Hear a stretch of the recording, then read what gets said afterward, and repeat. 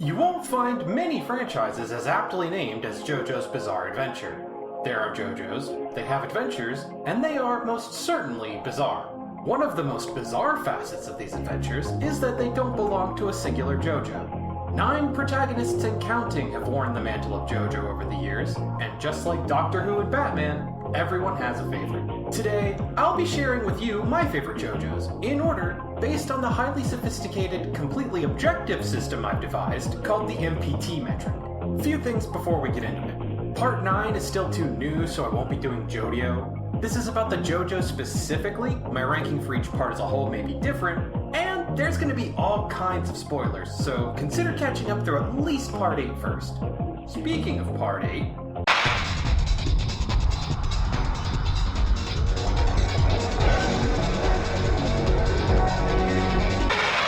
I was really into JoJo Line when I first started reading it.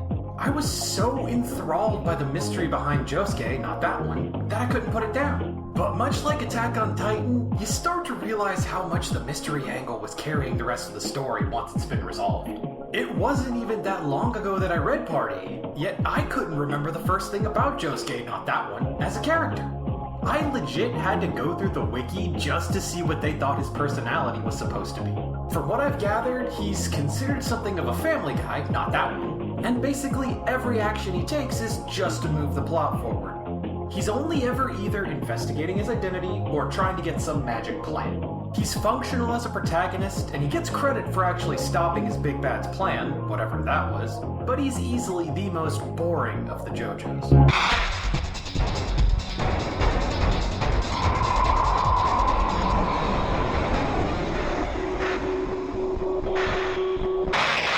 Remember that thing I mentioned earlier about my JoJo ranking being separate from my part ranking? That was almost entirely because of Josuke. Yes, that one. Diamond is Unbreakable has one of the best villains, the best JoBros, and the best OP in the entire franchise. I love everything about Part 4 except for its JoJo. Also the gratuitous child nudity, but that's another video. Josuke is just kind of a generic shonen protagonist. Loud and boisterous with a hero complex who fights for his friends about as often as he fights just because. Like, he never even had any beef with Kira. Some jailbait ghost takes her top off, and that's all the convincing he needs to risk his life and the lives of his friends hunting down a psychotic serial killer. He wasn't even the one who beat Kira in the end. He just stalled until the real heroes could finish the job. Josuke starts a conflict with dubious reasoning, fucks shit up, then makes the cleanup someone else's problem. Are we sure he's only half American? Also, the hair gimmick is stupid. Don't at me.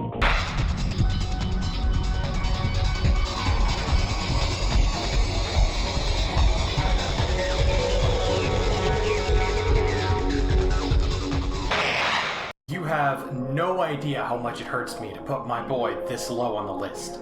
I'm the type of guy to use the phrase justice boner unironically, so a man with conviction and the strength to back it up will always have a place in my heart. And no, I don't think stories about characters who are too good or too perfect are boring. Overcoming tests of character, even with relative ease, should be aspirational. We should all want to be like Jonathan. So why so low on the list? Mostly because the other JoJos are just that compelling as characters, but also he's fucking dumb, okay? I mean, fool me once, shame on you. Fool me twice, and you inadvertently lead to countless deaths, including your own. He'd be top 3 if he'd just learned to double tap.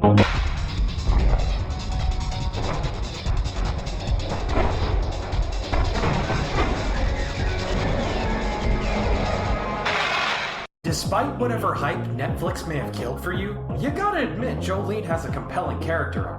A punk kid with daddy issues rises to the occasion while also learning how much her dad truly loves her. She also has this bold, cocky wit that we haven't really seen in a JoJo since Part 2, and I'm all about it. The fact that her response to being stripped as a humiliation tactic is to wiggle her bare ass at the guards makes me laugh and hard. The thing keeping her from the top half of the list, however, is that she fails spectacularly. Yeah, she helped Emporio take down Poochie after the fact, but the damage was already done. Even worse, killing the first Black Catholic resets the world again. 2 entire realities dead. well, at least these complete strangers got to live happily ever after.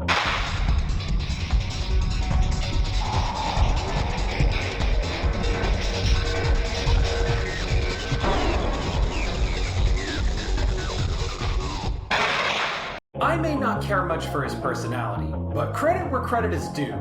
Giorno had a dream. Unlike most other JoJos who were thrust into their adventures by circumstance, Giorno knew exactly what he wanted and how to get it. This single-minded pursuit isn't like the Josuke's who just had nothing better to do. Giorno had a goal based on life experiences that he planned to work toward for however long it took. Diavallo's betrayal just moved up the timetable a bit. Speaking of Diavallo, Giorno has the distinct honor of being one of the few JoJos to not only defeat their villain themselves, but to do it without having an ass pull of a power-up that they'd allegedly had the whole time. Giorno is about as straightforward as protagonists get, but his character arc is executed so well that I couldn't put him any lower on the list if I wanted to.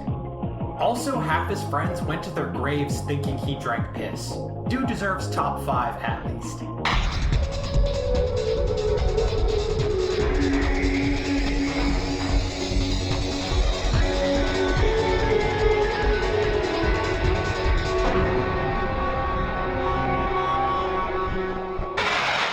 Johnny is a complex character. A former racing prodigy turned embittered paraplegic mixed with a heavy dose of guilt about his brother's death and just a pinch of underlying bloodlust. Steel Ball Run is as much about horse races and Mormons secretly being right as it is Johnny learning to regain his zeal for life with the help of a mentor whose name I haven't learned to pronounce yet. You couldn't ask for much more in a protagonist. Actually, I could, which is why he's only number 3. See, while Johnny may have won the war, he lost a couple of important battles along the way. Not only did he lose the race, but he also gave Funny Valentine exactly what he wanted posthumously. For a few years at least.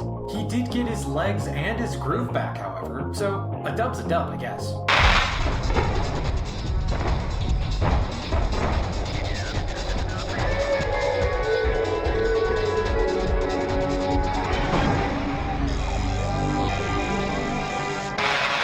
Whatever reason you think I'm ranking Jotaro so high on this list, think the fuck again! First of all, beating the worst version of Dio with a power you never knew you had does not rate highly on my scale. Being a cold, stoic badass doesn't really do it either. I mean, he is a badass with both brawn and brain who's just as capable of outwitting a gambler as he is punching through the unpunchable, but that's not why he's number 2. The real reason is that Jotaro is secretly the biggest softie in the entire franchise. Remember how he forced the cops to lock him in a jail cell because he thought he was possessed and didn't want to hurt anyone? Also, it wasn't his Joestar destiny that made him chase after Dio. It wasn't the assassins he sent that made him go after Dio. It was his mom getting sick that made him go after Dio. Jotaro may look tough as nails on the outside, but his secret soft side reminds you that this is a teenager who went through unspeakable trauma just to protect the ones he loved. God, I just want to give him a hug.